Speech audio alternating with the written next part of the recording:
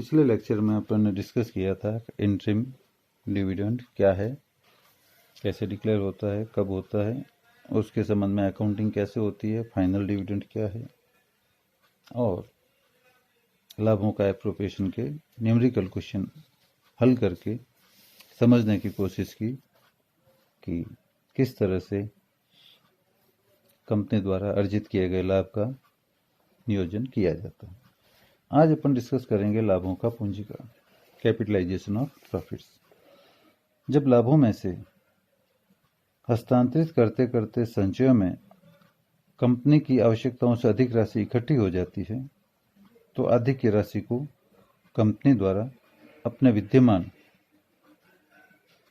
Partly paid अंशों को fully paid बनाने में या अपने वर्तमान अंशधारियों में बोनस अंशों के रूप में अधिलाभ अंश निर्गमित करने में प्रयोग किया जा सकता है। तो इस प्रक्रिया को लाभों का पूंजीकरण कहते हैं, क्योंकि लाभों के बदले पूंजी निर्गमित की है अपन ने। अधिलाभ अंशों के निर्गमन के प्रभाव के परिणाम स्वरूप पूंजी में वृद्धि होती है।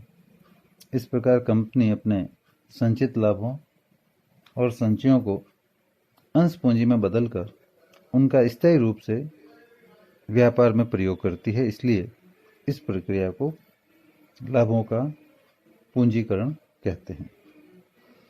कंपनी के संचित लाभों और संचयों का पूंजीकरण तभी संभव है जब कंपनी के अंतर नियम इसकी इजाजत देते हों या अंतर नियमों में ऐसा प्रावधान हो। अधिलाभ अंशों का निर्गमन 5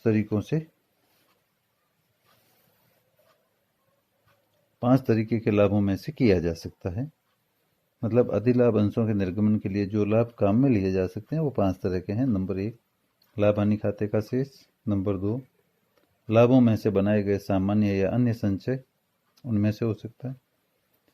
कोई पूंजीगत लाभ और संचय जो प्राप्त हो गए हैं उनमें से हो सकता है। सिक्योरिटी प्रीमियम, प्रतिभूति प्रब्याजी खाते से हो सकता है। और कैपिटल रिडम्पशन रिजर्व पूंजी शोधन संचय में से है, जिसका निर्माण शोधनीय पूर्वाधिकारी अंशों के शोधन के लिए लाभों में से किया गया है। उसमें से बोनस अंशों का निर्गमन हो सकता है।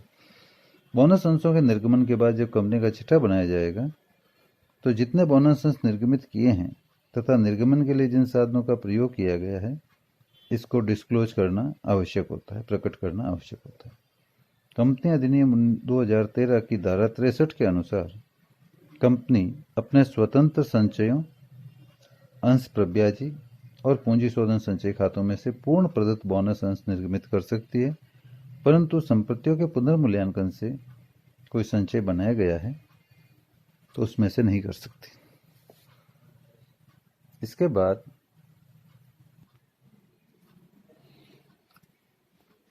एक अपन अब डिस्कस करते हैं भिन्नात्मक या टुकड़ों में कूपन या प्रमाण पत्र, जिसको फ्रैक्शनल कूपन और सर्टिफिकेट्स बोलते हैं। ये क्या होते हैं? जब कंपनी द्वारा बोनस अंश निर्गमित किए जाते हैं तो ये आवश्यक नहीं है कि प्रत्येक अंशधारी के पास सही भाज्य मतलब exactly divisible among the member shares हों। तो नेचुरल है बोनस शेयर्स भी सही नहीं आएंगे।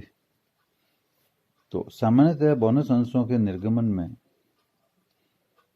विखंडन मतलब फ्रैक्शन हो ही जाता है जब तक कि बोनस अंशों का निर्गमन पूर्ण अनुपात में न हो। जैसे 1:1 में हो तो फ्रैक्शन हो ही नहीं सकता है। जैसे एक कंपनी 4 अंशों पर 1 बोनस अंश दे और अंशधारी के पास 25 अंश विद्यमान हो तो 6 से 1/4 या 6.25 बोनस अंश का वह हकदार होने के कारण अंशधारी को 6 बोनस अंश दिए जाएंगे तथा 0.25 अंश के लिए कूपन या प्रमाण पत्र निर्गमित कर दिया जाएगा, या 6 अंश देकर 0.25 अंश के लिए रोकड़ भुगतान कर दिया जाएगा।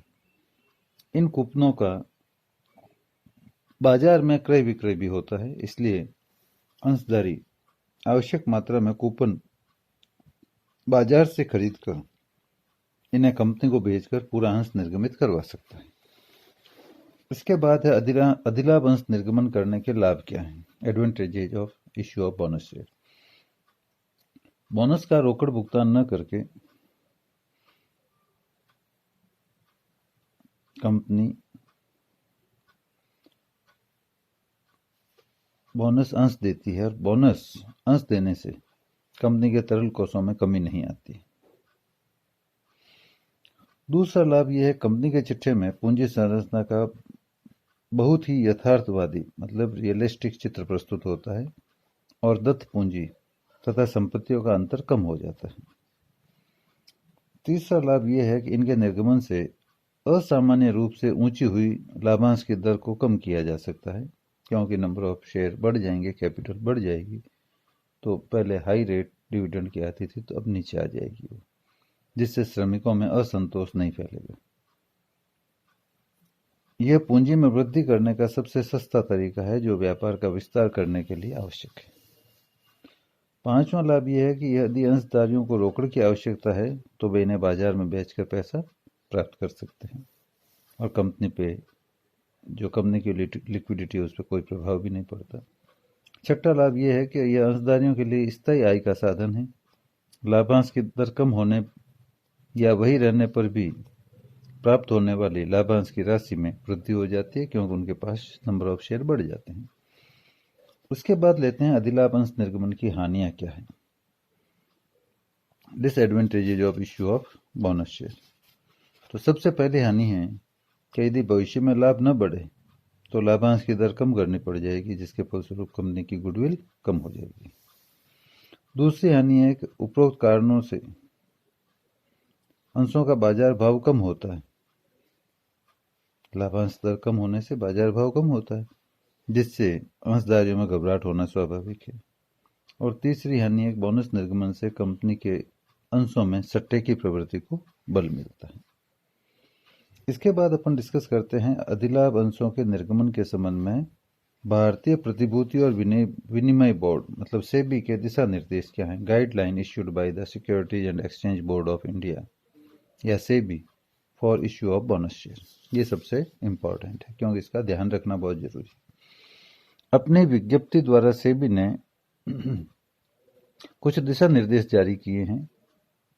ये निर्देश केवल सूचीबद्ध कंपनियों पर लागू होते हैं। उसमें पहला है, कंपनी के लिए पूर्ण परिवर्तनशील या आंशिक परिवर्तनशील ऋण पत्रों का परिवर्तन बाकी नहीं होना चाहिए, और यदि ऐसा है तो इन ऋण पत्रों के परिवर्तनीय भाग के लिए आनुपातिक रूप से अंश रिजर्व मतलब आरक्षित कर देने चाहिए। यह प्रक्रिया पूर्ण होने के बाद ही कंपनी बोनस अंश निर्गमित कर सकेगी। आरक्षित अंशों के परिवर्तन पर उनकी शर्तों के अधीन ऋण पत्र धारकों को बोनस अंश निर्गमित कर दिए जाएंगे, ताकि उनको नुकसान नहीं हो। दूसरी गाइडलाइन है, बोनस निर्गमन केवल वास्तविक लाभों से बनी हुई मुक्त संचितियों या रोकड़ में प्राप्त प्रतिभूति प्रीमियम में से ही हो सकता है। या तो फ्री रिजर्व हैं, उनसे कोई संचितियां बनी हुई है, या फिर रोकड़ में सिक्योरिटी प्रीमियम प्राप्त हुआ है, उससे ही बोनस शेयर जारी हो सकते हैं। तीसरा है, संपत्तियों के पुनर्मूल्यांकन से बनी संचयों का प्रयोग पूंजीकरण में नहीं हो सकता, अपन डिस्कस कर ही चुके हैं। चौथा निर्देश है कि लाभांश के स्थान पर बोनस निर्गमन की घोषणा नहीं की जा सकती। लाभांश अपनी जगह है, बोनस अपनी जगह है। पांचवा है, बोनस अंश तभी निर्गमित किए जा सकेंगे जबकि अंशतः चुकता अंशों को पूर्ण चुकता बना दिया गया हो। मतलब पार्टली पेड शेयर्स हैं तो बोनस शेयर इश्यू नहीं होंगे, पहले उनको फुल्ली पेड किया जाएगा, फिर बोनस शेयर इश्यू होंगे। छठा दिशा निर्देश है, यदि कंपनी सार्वजनिक जमाओं या ऋण पत्रों पर ब्याज, इनकी परिपक्वता तिथि पर शोधन हेतु मूलधन के भुगतान में चूक करती है अथवा कर्मचारियों की वैधानिक देयताओं जैसे भविष्य निधि है, ग्रेच्युटी है, बोनस है, इनके भुगतान में चूक करती है तो उसे बोनस अंश निर्गमन की इजाजत नहीं होगी। इन देयताओं की पूर्ति मतलब इनका भुगतान करने के बाद ही बोनस अंश निर्गमित किए जा सकते हैं। सातवीं गाइडलाइन एक संचालक मंडल के बोनस अंश निर्गमन की प्रस्ताव की तिथि के 6 माह में इसे लागू कर देना चाहिए। यदि इसे लागू करने हेतु अंतर नियमों में सदस्यों की सहमति आवश्यक नहीं हो तो घोषणा की तिथि के 15 दिन में हमें क्रियान्वित कर देना चाहिए। और अनुमोदित बोनस निर्गमन के निर्णय को परिवर्तित करने का अधिकार कंपनी को नहीं है। इसके बाद है अंतर नियमों में बोनस अंशों के निर्गमन की व्यवस्था होनी आवश्यक है और न होने पर सामान्य सभा में प्रस्ताव पारित करके अंतर नियमों में परिवर्तन करके व्यवस्था करनी होगी।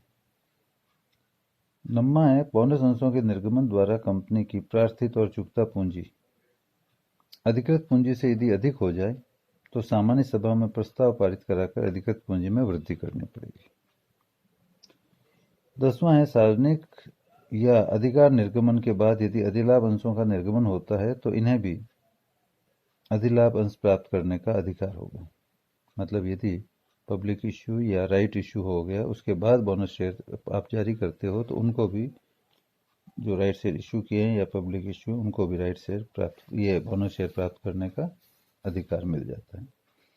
उपरोक्त शर्तों का पालन हो रहा है इस आशय का प्रमाण पत्र कंपनी द्वारा वैधानिक अंकेक्षक या कंपनी सचिव के प्रति हस्ताक्षर करवाकर सेबी को प्रस्तुत करना होता है। उसके बाद बोनस शेयर इश्यू किए जाते हैं। इसके बाद अपन समझते हैं बोनस अंशों के वितरण की विधि क्या है। Procedure for issue of bonus shares. धारा 63 के अनुसार बोनस इश्यू के लिए निम्नलिखित प्रक्रिया अपनाना आवश्यक है। नंबर 1, अधिलाभ अंशों का निर्गमन तभी किया जा सकता है जबकि अंतर नियम में इसे स्पष्ट रूप से अधिकृत किया गया हो। नंबर 2, सर्वप्रथम इस आशय का प्रस्ताव संचालक मंडल की सभा में पास कराना आवश्यक है। नंबर 3, साधारण सभा में बोनस वितरण की सिफारिश की पुष्टि करवाना। नंबर 4, लाभों या संचयों को किस तरीके से पूंजीकृत किया जाएगा, अंश प्रदत्त अंशों को पूर्ण प्रदत्त बनाकर या पूर्ण प्रदत्त अंश निर्गमित करके, ये भी तय करना पड़ेगा। 5वां है पूंजीकरण के साधन में ऐसे लाभ और संचय जिनका प्रयोग लाभांश वितरण में किया जा सकता है उपलब्ध रहते हैं, वे उपरोक्त दोनों तरीकों से पूंजीकरण में प्रयुक्त हो सकते हैं, परंतु प्रतिभूति प्रब्याजी और पूंजी शोधन संचय का प्रयोग तो केवल पूर्ण प्रदत्त बोनस अंशों के निर्गमन में ही हो सकता है। मतलब बहुत सीधा सा है कि पूंजीकरण में पार्टली पेड अप शेयर को फुल्ली पेड अप भी किया जाता है और बोनस अंश भी दिए जाते हैं। तो प्रतिभूति प्रब्याजी और कैपिटल रिडम्पशन मतलब सिक्योरिटी प्रीमियम और सीआरआर कैपिटल रिडम्पशन रिजर्व का प्रयोग केवल फुल्ली पेड बोनस इश्यू में ही हो सकता है और कोई चीज़ों में नहीं हो सकता। जबकि P&L है, दूसरे रिजर्व्स हैं, तो उनका प्रयोग पार्टली पेड को फुल्ली पेड में कन्वर्ट करने में भी हो सकता है। ये है इसका मतलब। सदस्य रजिस्टर में प्रविष्टियां करके बोनस संबंधी सूचना कंपनी के रजिस्ट्रार को आवंटन के 30 दिन के भीतर भेज देनी चाहिए।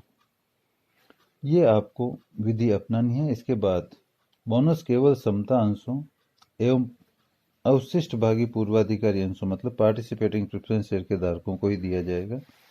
ऋण पत्रधारियों या अनावशिष्ट भागी पूर्वाधिकारी अंशधारियों को बोनस शेयर नहीं दिए जाते। इसके बाद अपन लाभों के पूंजीकरण की एंट्रीज डिस्कस करते हैं। तो अंशधारियों को नए पूर्ण प्रदत्त बोनस अंश निर्गमित करते हैं तो सबसे पहले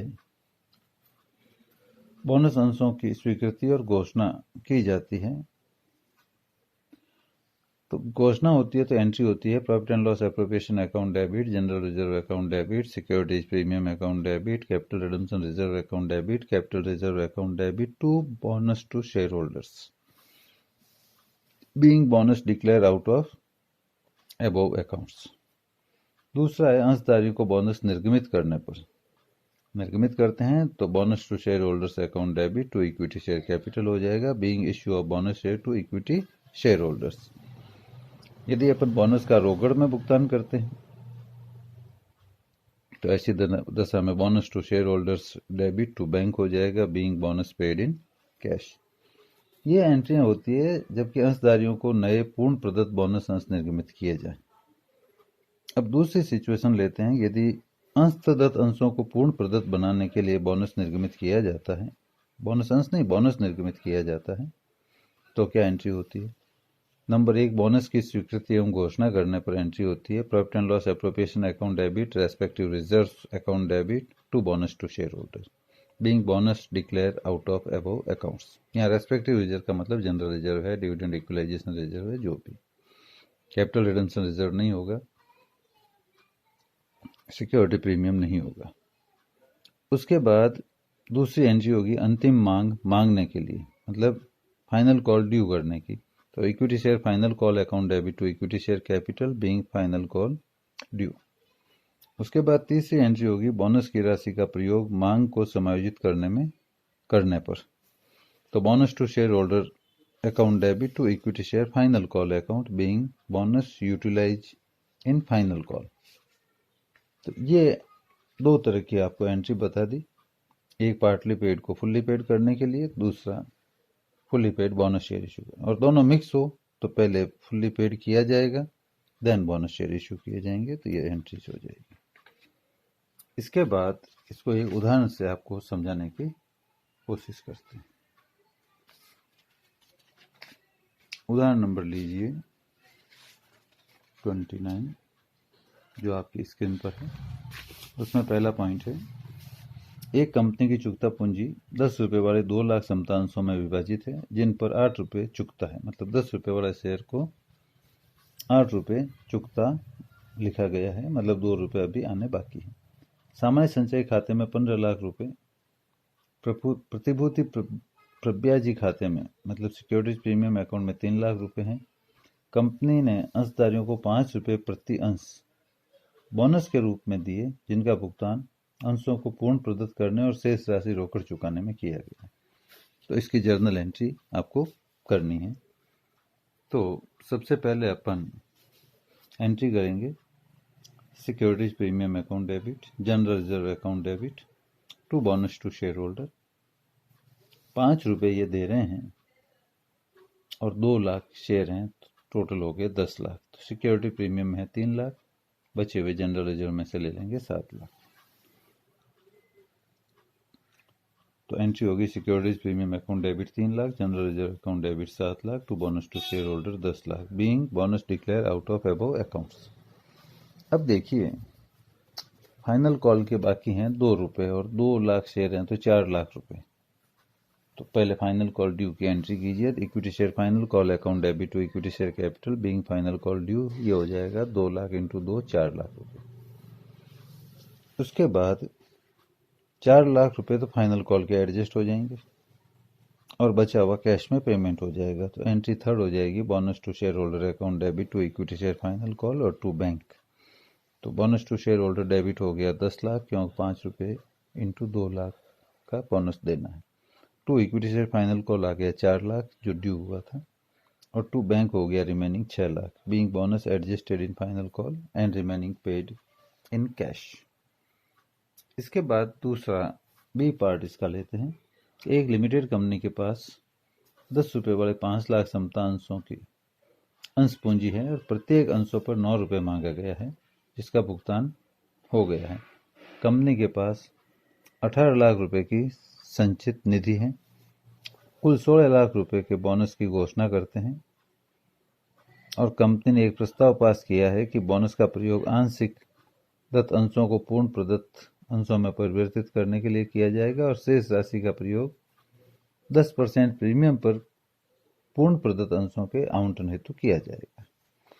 तो अब देखिए इसको सॉल्व करना है तो ये डिक्लेयर होगा रिजर्व फंड में से, और 16 लाख के बोनस की घोषणा की है तो reserve fund account debit to bonus to share holder 16 lakh हो जाएगा पहली entry being bonus declare out of reserve fund. Final call 1 रुपया है 5 लाख अंशों पर, तो ये ड्यू कर लो। तो equity share final call account debit to equity share capital 5 lakh being final call due. अब फाइनल कॉल को एडजस्ट करना है तो bonus to share holders account debit to equity share final call account 5 lakh being amount of bonus adjusted in final call. अब देखिए कि आपको बचा हुआ पैसा है उसके शेयर जारी करने हैं, तो bonus to share holder account debit होगा 11 लाख से और 10% प्रीमियम पर लिखा है और 10 रुपये का शेयर है तो 11 लाख बटा 11 बराबर 1 लाख इक्विटी शेयर इश्यू हो जाएंगे तो equity share capital 1 lakh into 10 lakh और 2 securities premium 1 lakh, being 1 lakh bonus share issued at A premium of 10%। ये आपका काम पूरा हो गया। इसके बाद आपको पीडीएफ में कुछ उदाहरण और भेज दिए जाएंगे, इसको भी भेज दिया जाएगा, तो आप एक बार इसको ढंग से पढ़ें, सॉल्व करें। कोई तकलीफ आती है सॉल्यूशन में फ़ोन करके पूछ लें। इसके बाद शॉर्ट आंसर टाइप क्वेश्चन भी पीडीएफ में भेजे जाएंगे, उनके भी आप आंसर लिखने की कोशिश करें। ऐसे टाइप क्वेश्चन है उनके भी आंसर लिखें। जो रिविजनरी प्रॉब्लम्स, न्यूमेरिकल छोटे छोटे क्वेश्चन जो 7 नंबर के आते हैं वो भी इसमें पीडीएफ में भेजूंगा, उनको भी सॉल्व करें, आंसर दिए हुए हैं। तकलीफ आती है पूछ लें। और लास्ट में मैं आपको एक पीडीएफ भेजूंगा जिसमें शॉर्ट आंसर टाइप क्वेश्चन के सजेस्टेड आंसर होंगे, तो खुद के लिखे हुए आंसर से उनका मिलान करना, कोई तकलीफ हो पूछना। इसके बाद अपन अगला चैप्टर शुरू करेंगे, कंपनियों का समापन।